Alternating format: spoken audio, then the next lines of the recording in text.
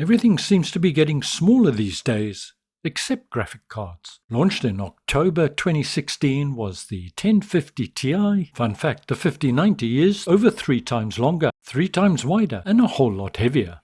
In fact, all intents and purposes, it's exactly the same size as my RTX 4090. Both are from ASUS, and they're both the tough gaming version. In this video, I'll be pitting the 4090 against the 5090. Hey everybody, welcome back to the channel. My name's Mark. Thank you very much for watching.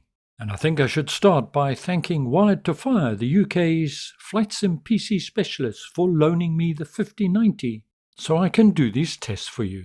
I'm not going to bore you with an unboxing, but just want to highlight the cable that comes with the card for connectors from your PSU to the 12-volt connector. I'm not using this connection, I'm using Corsair's 600-watt cable. I've used it for years with the 4090 and it works fine with the 5090. It's available from Corsair, you can find it on Amazon and most retailers. Recommended if you've got a suitable PSU. Please check with the Corsair website before purchasing to ensure compatibility. The card is of a sturdy construction, and yes, I know you're going to ask, I've used CPU-Z and checked the ROPs are correct. All 176 present and accounted for.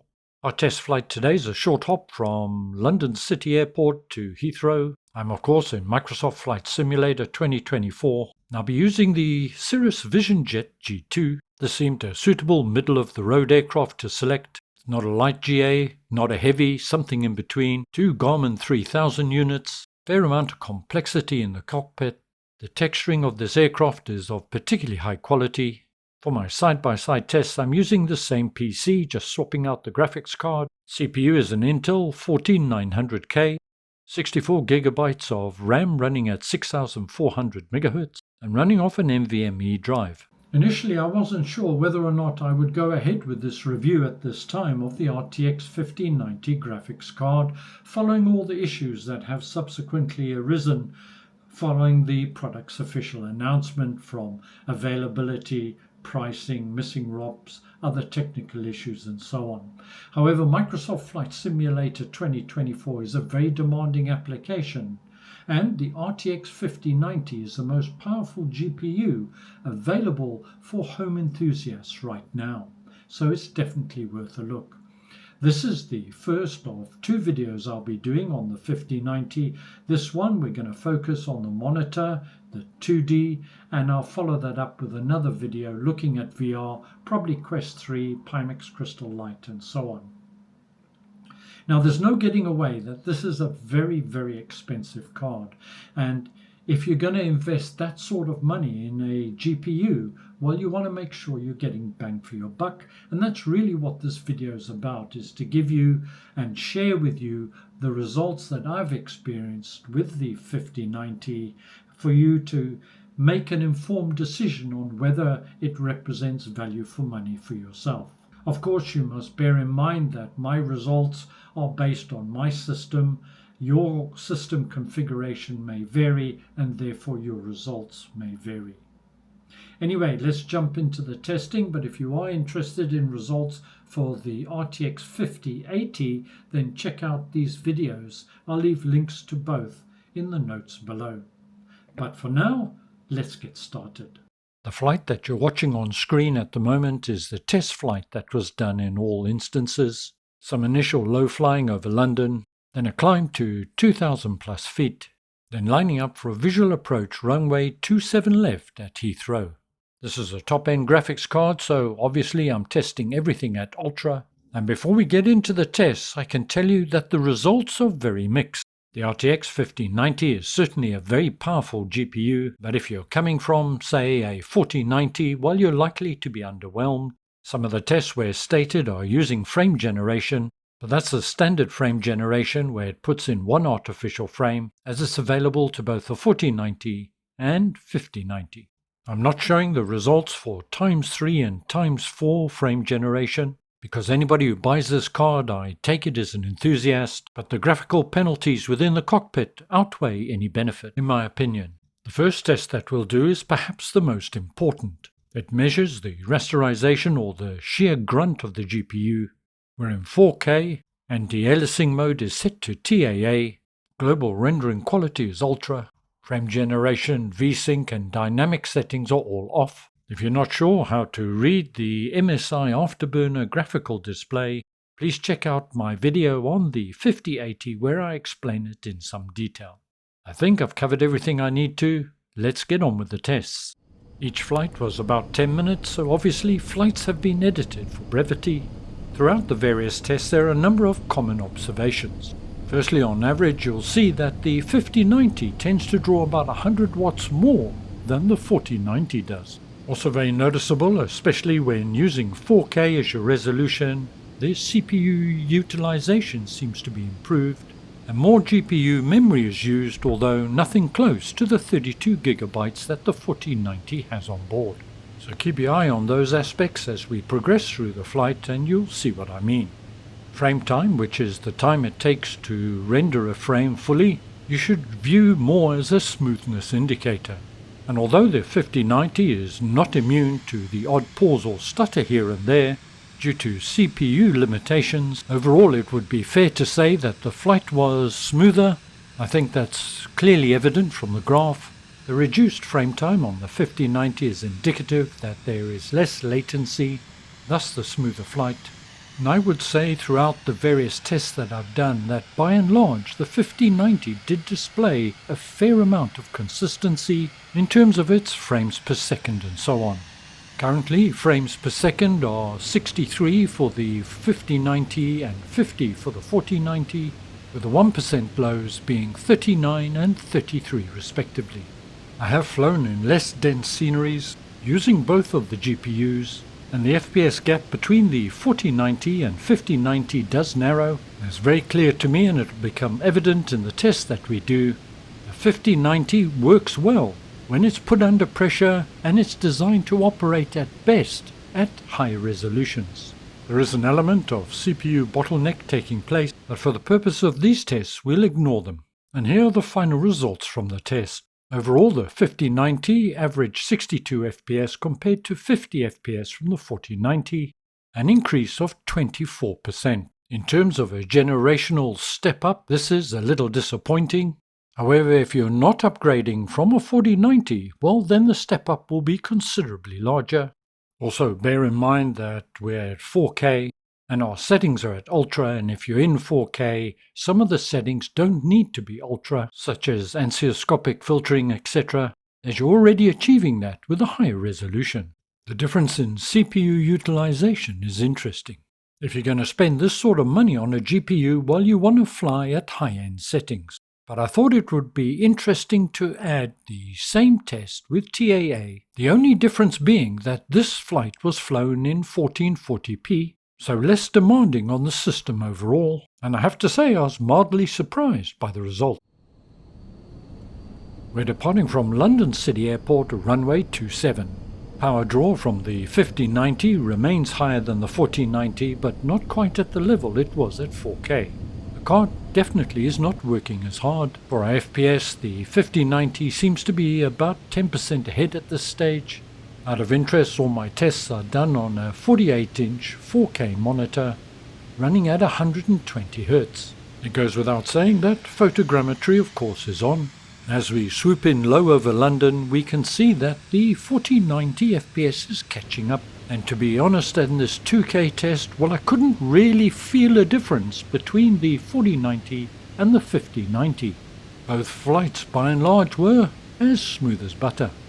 Once again, the 5090 displayed lower latency. Let's now turn our attention to the final results, and the bottom line is 64 FPS for the 5090 versus 59 for the 4090, an increase of only 8%, compared to the 24% at 4K. This potentially is significant for users, as it appears the 5090 will only stretch its legs when it's put under high res. Now for my final test using TAA as the anti-aliasing mode. We're back to 4K. The singular difference to the first test that we did is that I'm enabling frame generation. Note this is standard frame generation and not multiple frame generation as available on the 5000 series cards. Both of my GPUs are using DLSS 4 enabled via the NVIDIA app. For me this was a significant test. with very interesting results. Let's take a look. Due to current limitations with MSI Afterburner, you should ignore the 1% lows. The application currently does not read artificial frames, pending an update no doubt, and the same can be said for the frame time, which I forgot to disable for the 1590 test. You may be wondering what's the difference in terms of frame generation between TAA and DLSS mode. In TAA mode there's no image upscaling. It's rendered in this case at 4K and displayed as 4K. As you can see here, there's been a massive increase in both the 4090 and 1590 FPS. And because there's no image upscaling, the amount of artifacting is nominal. You might get slightly increased levels of ghosting in certain lights, but by and large it was unnoticeable. If you're on a low-end PC, you're probably struggling for performance, then frame generation can assist. If you're on a higher-end system, while it won't really improve your performance, it's more of something that will help your flights become smoother. We've zoomed into the 5090, but the same applies to the 4090. There's little if any smearing of the cockpit numbers compared to standard TA with frame generation off. However, if you use ×3 or ×4 frame generation, the image quality overall is very poor. And this is how we ended up with the 1590 34% ahead in terms of FPS compared to the 4090.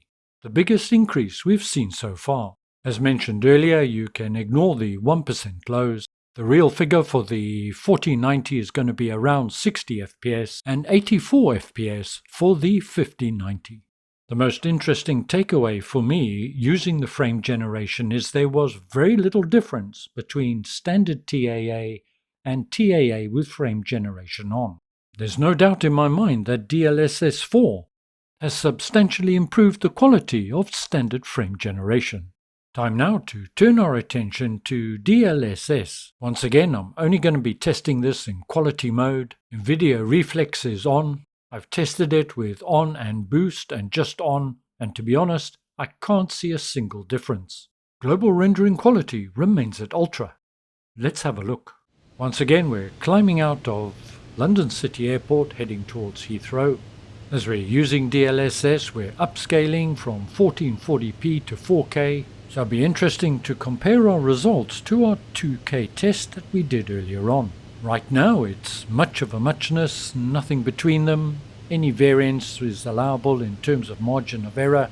Once again, as per the 1440p test, we can see that the 5090 is not working that hard. CPU utilization and power draw also reduced, and in terms of CPU utilization, more or less matching 1-to-1 with the 4090. As we get low over London, I did expect perhaps that we would see an uplift from DLSS on the 5090, but that's not the case.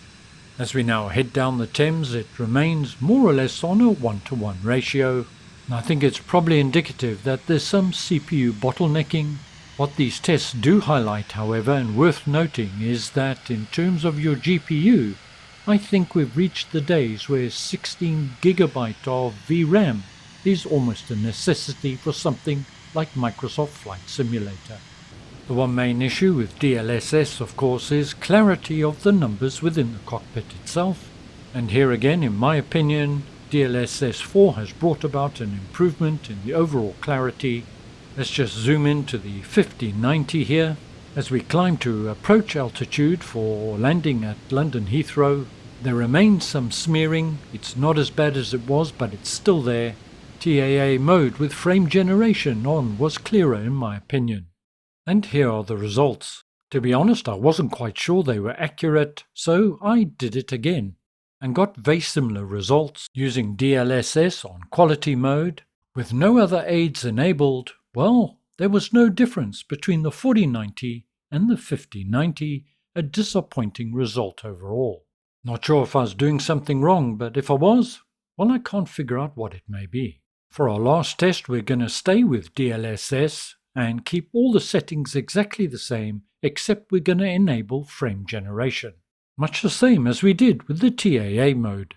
As a reminder and for clarity, this is not multiple frame generation. This is the insert of one artificial frame between actually rendered frames. Okay, so here we go. We pick up the flight heading down the Thames. Once again, we're seeing a very large increase in FPS that more or less doubled, and as we're using MSI Afterburner, ignore the 1% lows, which are currently showing 24 for the 4090 and 41 for the 5090. You can more or less double that to get an idea of the actual figure. As we're using DLSS, the images are not as crisp as they are with the TAA anti-aliasing mode, and the frame generation is bringing into account some of the artifacting most noticeable as we fly over the water, and in some ghosting in and around the various shadows. Having said that, however, both flights are very smooth, and once again I'd say the 5090 was more consistent in terms of maintaining an FPS than the 4090 was, although the margin is not huge. But once again, the most important aspect is clarity in the cockpit with DLSS with frame generation on. So let's do the same what we did before, and let's zoom into the 5090 and have a look at the clarity as we head towards Heathrow. And immediately it's evident there's a fairly sizable and significant drop-off in clarity, the numbers acquiring a fuzzy and smeared look as they move, and this was evident on both the 4090 and 5090. DLSS and frame generation doesn't meet enthusiast standards. But of course, that's just my personal opinion. Let's now have a look at the final results, and I must say the 4090 performed very well. The difference between the two cards being only 8%, and I suppose the acid test here is if I didn't know which GPU I was using, I would not have been able to tell the difference between the 4090 and the 5090. I have to say I'm somewhat disappointed by the results. Let's have a quick summary of the results we've seen from our tests. In TAA mode, Ultra at 4K, we saw a 24% uplift. For comparative purposes, we did the same test at 1440p and only saw an 8% rise. I have to say I was expecting a little more. Staying with TAA and Ultra and 4K, we then added in frame generation and we saw the largest increase overall of 34%. DLSS in quality mode was disappointing with no increase compared to the 1490 recorded, and then staying with DLSS we added in frame generation, we saw an 8% uplift but a noticeable drop-off in visual fidelity. The raw grunt of the RTX 5090 GPU is 24% above that of the 4090 based on the tests that I've presented today. Moving from the 4000 series GPUs to the 5000 series, 24% overall is disappointing. Yes, there are improvements to the clarity of DLSS, but that's available also for other series NVIDIA graphics cards. And of course, there's multi-frame generation, but for flight sim pilots out there, clarity in the cockpit is a significant and important aspect of the overall simming experience. When you combine standard frame generation with TAA mode, coupled with a more than acceptable level of clarity in the cockpit, is a significant step forward. But once again, that's not limited just to the 5000 GPUs. So in summary, I'd say if you've got a 4090, well, is it worth upgrading to the 5090? Well, that's a decision that you'd have to make. Personally, I'm not convinced. But if you follow my channel, you know that when I do fly for myself, I fly in virtual reality, so it'll be the VR results that determine. If on the other hand you are thinking of upgrading from something other than a 4090, well then the performance uplift would be considerably larger. The objective of this video was to provide you with enough information so you could make an informed decision, assuming of course you can get your hands on the product in the first place. As always, thank you very much for watching. I hope this video has been useful and informative to you. Stay well, look after yourselves. I'll be back with a VR video soon. Until then, ciao for now.